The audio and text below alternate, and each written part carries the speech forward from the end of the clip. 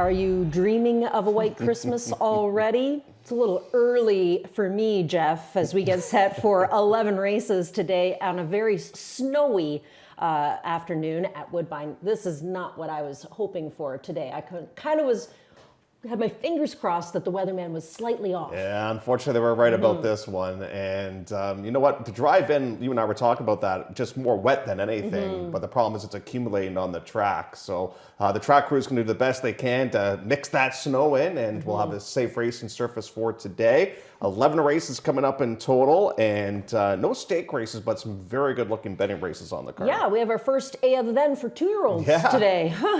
And we have 2-year-olds in the first race on the program that are going to be like, what is this? What is going on? Some sharp horses, I imagine, today, too. I would think so, and hopefully some grooms who are able to get in here and get warmed up. It's going to be cold on your fingers and cold on your faces today if you're bringing horses over. Somebody who was heating things up on yesterday's program was Kevin Attard. He won 3 races on the card, including a stakes event. Yeah, and the American Women in the nightcap at a big number, too, at odds of 15 to 1. Yeah, but, you know, the first stake that he won, that was a bit of a surprise to me. I know that Robert likes Sultana, and I've always been a fan of her, but I just didn't think that she'd be able to beat that bunch, but she did.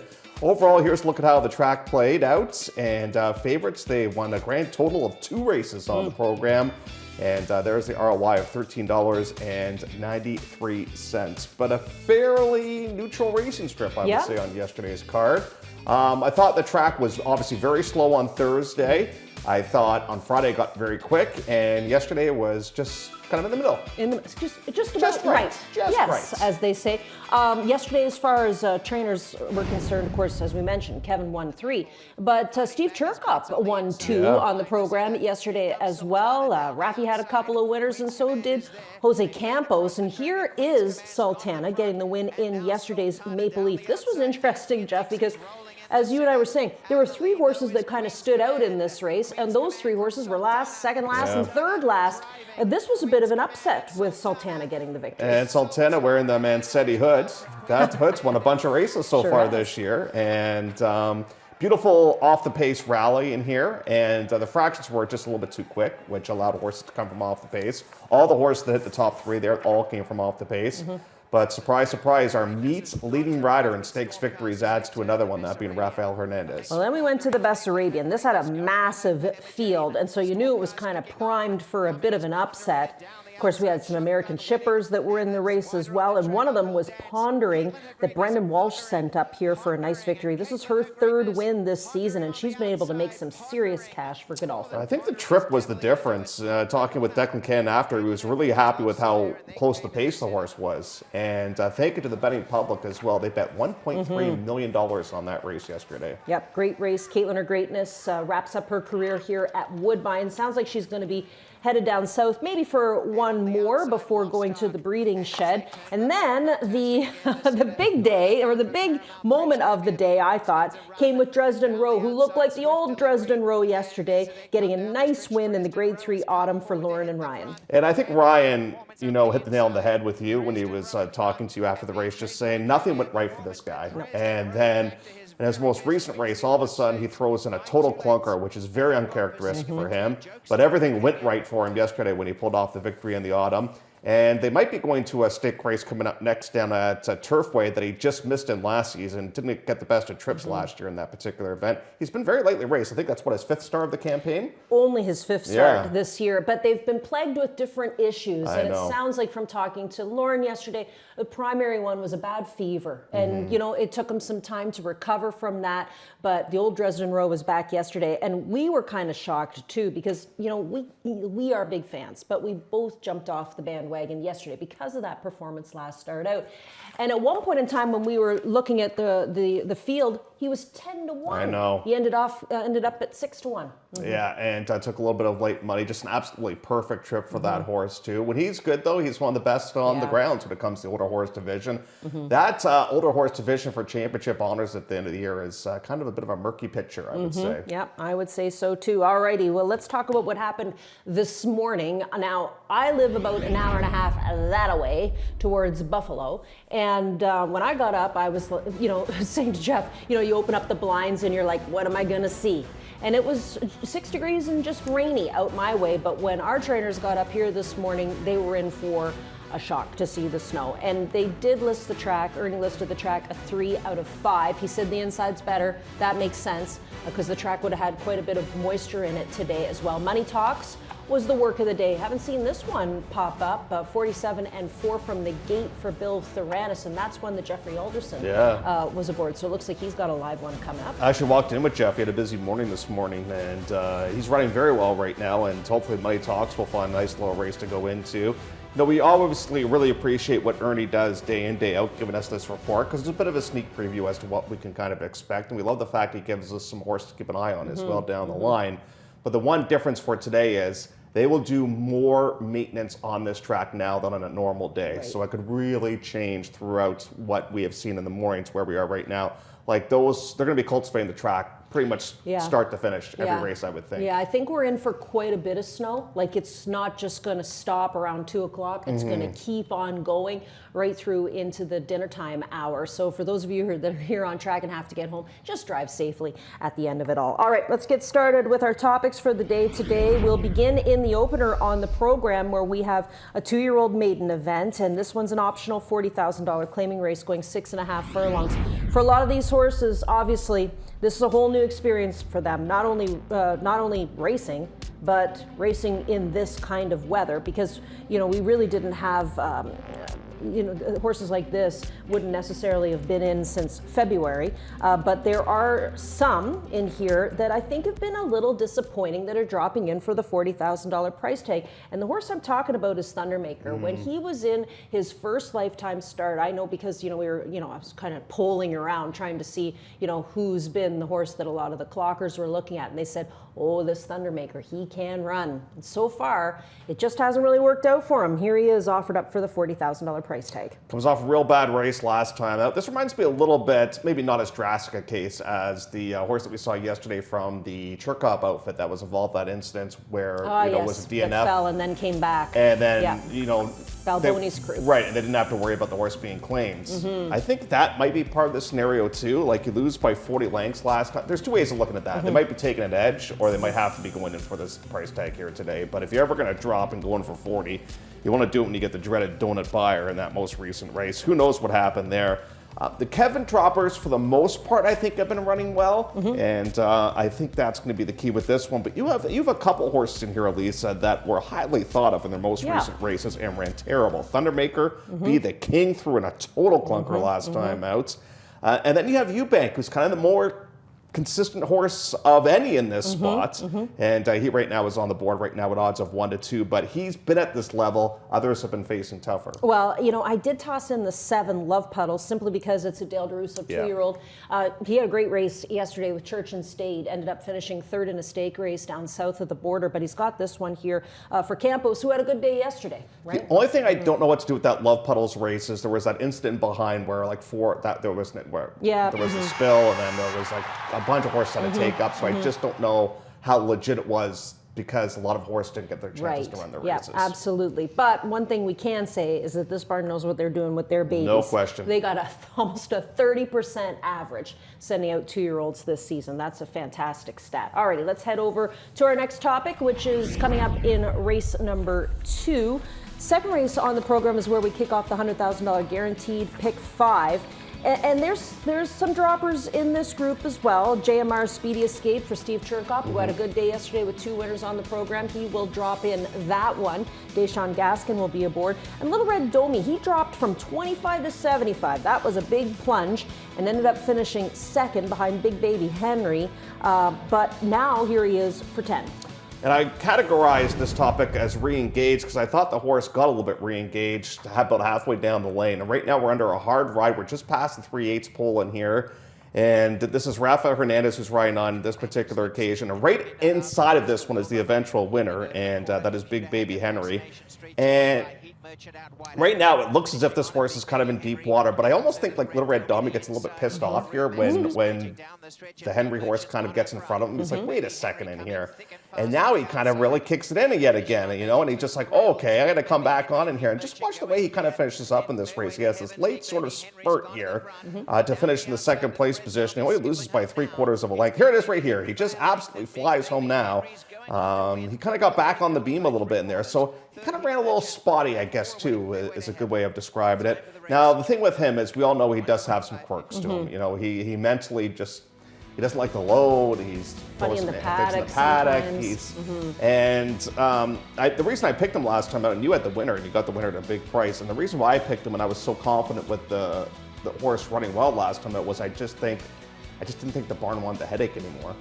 Yeah. You know? Yeah. And I hope that they're able to pull off the victory in here. You know what else, though, Jeff? I remember saying to you, you know, because they dropped him in for 7,500, just dangling like a carrot. And you know, nobody took him. I said, you know, maybe everybody knows what kind of a headache this horse can be. So who knows if there's takers today for $10,000 or not, but that's where we're going to kick off the $100,000 guaranteed pick 5. Let's go to race number 3. Third race is a $25,000 claimer non-winners of 3, and we'll go 6.5 furlongs with a field of 7. I don't mind this race because we have some solid $25,000 claimers in here. For example, you got Catch the Drift, who, since she's been reclassified for 25, this has been the right group for her. You know, she can win races in here. She goes out for Mike Mattini, and Mattini had a winner on the program yesterday with Tea and Honey with an E, who paid all right. And then, of course, you have More Money Honey, who is offered up here for $25,000 with Raffy aboard from Josie's barn. You got Firecracker Fiona,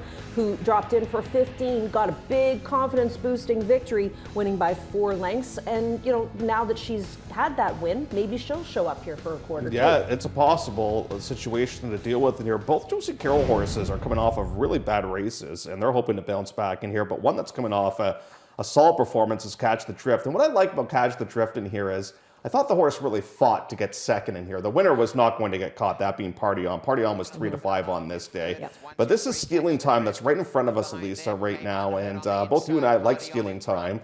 We think, you know, this is a pretty decent reference in here. And I just watch how hard this horse does fight to get second. So I kind of like that. I just like the fact that, you know what, when I watched this replay, I thought, she rather is absolutely trying her heart out in here, and she can't get to the winner, but she does fight to get that second place position. And I don't think there's anybody even close to the quality of a Party On here in this spot. So More Money Honey, listen, if she's taking a bit of an edge, she's obviously one to fear in here, but I'm going to go towards kind of the hot hand right now in the 6th, that being Catch the Drift. Yeah, I tossed the 3 on top only because Raffy's going to stick around, and that gave me a little bit of confidence on that one. But I would agree, $25,000 for Catch the Drift, you know, that's where she fits. What do you think about Keys Flatter? I mean, for 25, looks so good. Yeah. And then last time just never grabbed the nothing bit really for whatever happened reason. at all. Now they're going to go back to Pietro here today. And Pietro has had the most success with this horse, so maybe we'll remember how to do it this afternoon. Alrighty, let's head over to race number 6.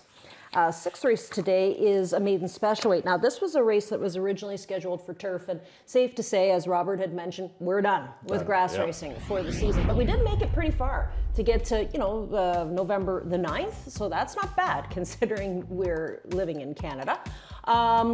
A field of 8 in this event, and nobody scratches, which is great. They're all going to play on the main track here. It's also where we kick off the Jackpot Power Pick 6. That carryover is more than $17,000. I think there's a few different directions you can go here in this spot.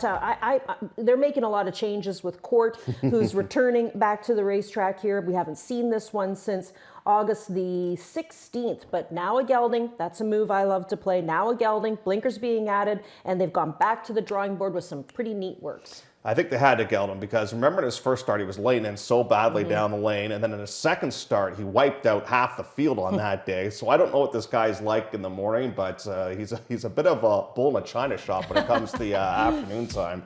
He just loves to run over everything. And I think they absolutely had to geld him in here. The experiment with him is going to be 2 turns. How will it be going around 2 turns? You would think being by American Pharaoh that, you know, you're going to be okay. You're going to have a mare who was more of a sprinty type. Does have a lot of route-winning siblings in here. Noboru was accused of causing all the disaster that took place in a race back on October the 11th. I never got a great view of that, so I can't really tell you if the horse is guilty of that or not, but that's what the stewards elected to make the decision on. And I'm going to take a shot here with a Super Caliber in this spot. Now, Super Caliber really hasn't shown us a ton to this point, but look at the work tab in here. And the reason why I picked this horse, Elisa, is I just want to get this horse on the synthetic to see, because I've seen it time and time again where these Cassie horses show very little or are disappointing, and they get onto this surface and they're able to break through. Hey, there's Jensen. And we're going to go towards this one as my top pick in here. So you got changes, as you said, with Court. You got tons of changes with the 3 in here as well. You've got a beautifully bred horse in the 5, that being Told for Rapoli stable. Proud Painter ran well last time out. Like, what a lovely, lovely race. Yep. No, so, I would agree. But I just want to see Court in the paddock. I think Court might give us his verdict in the paddock area if he does kind of behave himself a little bit. And anytime you see a gun runner, you got to pay attention. And that's the case with the 3 Super Caliber. Alrighty, we are going to take a quick commercial break so that we can wipe the snow off the lenses, and then we'll be back to take a look at the back half of the card. Love horse racing? HPIBet.com is Canada's leader in online horse betting. Access thousands of live races from hundreds of tracks worldwide instantly. Enjoy the most advanced betting tools like AI Smart Picks and exclusive cashback rewards you won't get anywhere else. Join today and get up to $100 in free bets. Get the ultimate horse betting experience with HPIBet.com.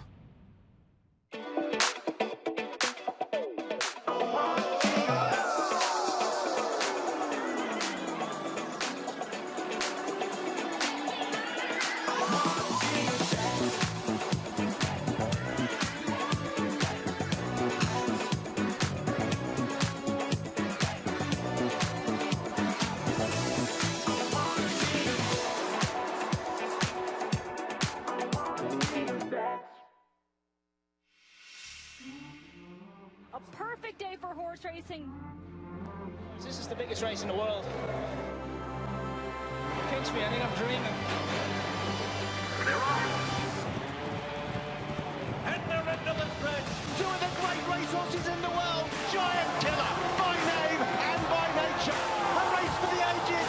Ignite World Racing presents Bahrain's Showpiece Horse Race. Catch it on Sportsnet 1. Did you find your snow broom, for in the car? Because yesterday you were worried about where you put that. I found it, but I looked at it and it looks pretty sad. Like all the Brussels are like pushed in. I really hope Santa brings me a new one. Okay. I will make a note of that and pass that along to Mr. Claus. Did you find yours? Okay, I didn't need it. Yeah, you got rain at your. You're gonna need it going home. And I'm not looking forward to working at the barn tomorrow. You mean your fancy new car doesn't just like brush the snow off by itself? Somebody actually asked me the other day, they're like, you got a Porsche? Like, no. No, not even close. But yeah, she's good on gas, and that's the important thing. We should announce the late scratch in the 5th. Yeah. 5th race Mathematical is out. That is the one horse from the Dave Cody barn. That is a steward scratch from that event. Okay, let's go to race number 8, which is the optional 40. We'll go 7/8 of a mile with a field of 9. And I kind of narrowed it down to the 2, Dark Danger, who's at a price actually, Dark Danger, because he was 3rd to Philip Banks, who was an easy winner by 10 lengths, and Philip Banks looked like a Breeders' Cup winner when he won that day. Team Spirit was 2nd in behind Philip Banks, so kind of that reference helped me to at least isolate those 2 as possible contenders in here. I think you're on to the kind of the logical 2 horses in this spot. I kind of like the way that Wildcard won last time out. I don't think Big Screen Boss is a great reference. The horse beat Big Screen Boss last time out, but I want to take another glance at this Joe West horse, because Jamie Bagley's got a knack for finding these Finger Lakes diamonds in a rough that seem to run very well when they come here to Woodbine. And here's one that went 5.5 furlongs. And I don't really think this is, his best distance by any means. And all of a sudden, he gets a massive buyer for this performance. You're never going to catch the winner, because Sunday, as well as we know, once, he gets the front, he's pretty tough to catch. But, for this guy to get onto the synthetic and run a career best race, I was pretty impressed. Look at the stride. He's covering a ton of ground in here. And I just really like the way he moves in here. I think the move up for 40 is absolutely the right move in here. I'm going to go in his direction. I don't think that last race was a fluke. What about Isaac Leo moving up? I mean, we've been on his bandwagon. We have. Now, initially when I was handicapping this race, I said, dude, boy, Isaac Leo for 40, I don't know. But I don't know if this is all that salty of a 40. Would agree. So I think it kind of fits. And the horse that beat him last time out was dropping big time, that being Roar of the Crowd, too. So I can see why you like Isaac Leo a little bit here in this spot. All right. Well, I wouldn't leave him off my ticket, Yeah. that's for sure, just in case. Ron Sadler had a winner yesterday with Pocket Speed in the second on the program. All right, next one to look at is race number 9. Ninth race will kick off the last rolling pick 3. Or the last pick 3. It's an optional $32,000 claiming event with a field of 8 going 6.5 furlongs. You know, Pine Knoll, we've seen this story before. They lost the horse, they claimed the horse back, and now they offer the horse up for a lower price tag. And it's that same rivalry with Drexler and Theranos. Yeah. You know, I mean, he does go back to Hernandez today, which I think could be the key to getting this guy there. I mean, Hernandez seems to know him quite well. And then, of course, Babot, who's on a big drop. At what point in time, Jeff, you know, when he was 2, there were some really high hopes for this guy, of course, because he won the Coronation Futurity. But I think what it was that when he came back from 2 to 3, he just didn't really grow. He hadn't really bulked up or muscled up. He still looked like a little guy. And he missed some time, too, in his 3-0 campaign. He didn't start back in his 3-0 campaign until June, so it took him a little while to get going. But you're right, you could fit him in your pocket. He's not the biggest of horses, but the one thing that he's got, Elisa, that I really like is I think he's pretty quick. And I don't think there's a ton of pace in this race, so I'm kind of hoping he's able to clear in here. I was really torn between him and Pine Knoll. I could have intertwined both of those. You know, Pine Knoll was third against Go-Kart Mozart. We know how good a reference that is. And maybe we're not giving enough credit to this Reloads Rebel. I mean, all this guy has done is second win a second, and second last time at a big, big number, and against the aforementioned Go-Kart Mozart in here. So, you know, these are all horses that we got to keep a keen eye on in here. And there's a look at Bo. And he looks pretty tall there, but trust me, he's not. You know, he's getting some work done. He's kind of having a bit of a snooze, perhaps. Well, maybe Robert was learning a grooming lesson. Maybe. You know, maybe. was he there at all? I don't know. Was this picture sent in to Roberts? What's that? Was this picture sent in to Robert? Maybe. Is Maybe. Robert now taking requests? Maybe that's grooming school 101. Yes. You know, you got to pick those horses Got it. feet out. Especially on a day like horses, today. they say. Yeah. Yes, absolutely. Okay. Next one is the 10th race. 10th race will kick off the late double, going 7/8 of a mile. It's an optional $50,000 claimer, and 7/8 the distance here for this one. War Bomber. You know, he's obviously the guy to beat, I think, in this race because, you know, for whatever reason he took a lot of time away and he resurfaced on October the 19th, and I thought, you know, he's getting a little longer in the tooth. He probably needs one. And he ran a good third. Yep. He's got that start underneath his belt, and now he comes over, I think, to dominate the dojo. Can't argue with anything what you said there. He's got enough back class to suggest at this age, you know, he probably did need a race to get the old motor going a little bit. And, you know, he took a little bit of money, and it's kind of cool that he's still eligible for this condition. They're able to kind of squeeze him in here.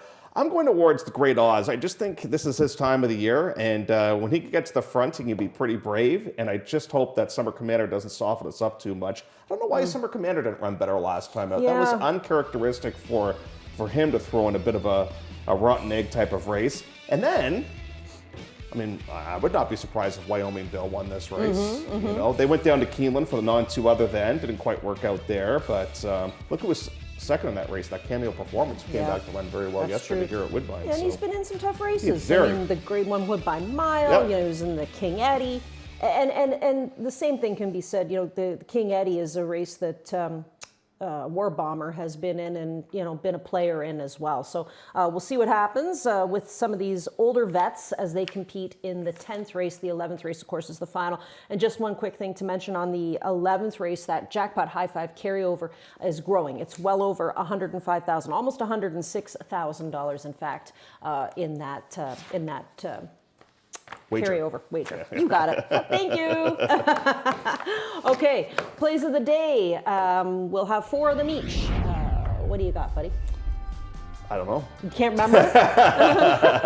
Let's take a look. My watch lister is a little red Domi for that race. That is better than what it looks on paper as far as I'm concerned. Rev 5, just keep an eye on this one. Remember, Rev 5 didn't want to go in the gates and then got loose, and Fraser held on for dear life because he knew he was on a steer job. Oh, you think?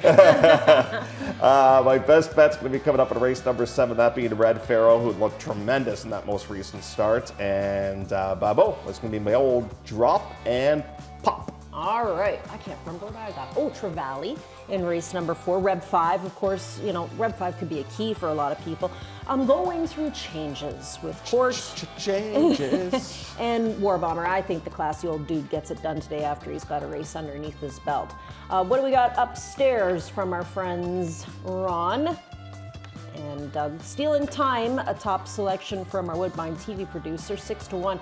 That horse changes barns. I think his first start off with a claim from the Lauren Richards outfit. Ron's with me with Trevally at 3-1, and Doug's got Port at 9-5. So you're seeing a lot of the same names pop up on today's program, which doesn't necessarily mean it's going to be easy handicapping and all favorites winning on today's card, because the track is going to have something to say too. Yeah, some horses might struggle with it a little bit. It's going to be a bit of a different track than what they're used to, because it's going to have a lot of moisture in it, and it might be a little bit tighter than usual too. So we'll have to keep an eye on that. But I you know wonder what? The kickback will be like too. Don't That's know. another thing. It could, like, based on what I saw yesterday, it could use a little bit of moisture. I think rain would have been preferred. Yeah, but I wonder what comes back today. Yeah, I don't know. Yeah, it could be interesting with that hitting horses' faces, especially considering we have a lot of 2-year-old races on today's card. We got one clocker horse for you this afternoon. It is Super Caliber, who comes up in race number 6. That's the Mark Cassidy horse. That's the gun runner. So I mean, everybody is going to be taking a look there. Keep an eye on how this horse runs, because that Voodoo Doll's in the first on Thursday. Right. Yes. First race on Thursday is a maiden specially, right? For 2-year-olds. So that'll be interesting as well. Alrighty, 25 minutes to go before the opener on the program here today. Make sure that you bundle up. Put your winter woolies on. At least I arrived with her toque on today. I sure did, and I almost put on my heated socks, but I didn't charge them. You've heated socks. I sure do. For harness racing, are you kidding? You're gonna want a pair for Christmas. How long does the charge last? About 4 hours, like a harness card. Yeah, I know. They're pretty neato. So that's 2 things Santa has to bring me now: heated socks and my brush for my car. All right, I'm done. His shopping. I know exactly what he wants this year. 24 minutes to go before race number 1 on the program today.